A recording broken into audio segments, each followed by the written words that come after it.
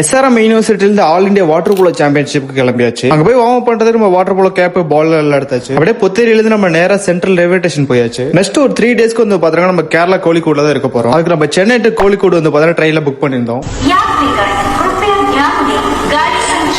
கொஞ்சம் கூட எதிர்பார்க்காம அன்எக்ஸ்பெக்டா வந்து நமக்கு வந்து ஏசியில கன்ஃபார்ம் ஆயிருச்சு. என்னதான் நமக்கு ஏசியில கன்ஃபார்ம் ஆயிருந்தாலும் நம்ம வந்து பாய்ஸ் கூட சில் பண்ணாம இருந்தா அந்த காம்படிஷன் போற அந்த டிராவலே வந்து பாத்தீங்கன்னா ஃபுல் ஃபில்லே ஆகாது. அப்படியே நைட் எல்லாம் ஃபுல்லா சில் பண்ணிட்டு நைட்டு படுத்து தூங்கிட்டு காலையில எந்திரிச்சு பார்த்தாக்கா கோழிக்கூடுல வந்து ரீச் ஆயிடுச்சு. உள்ள வந்து கோழிக்கூடு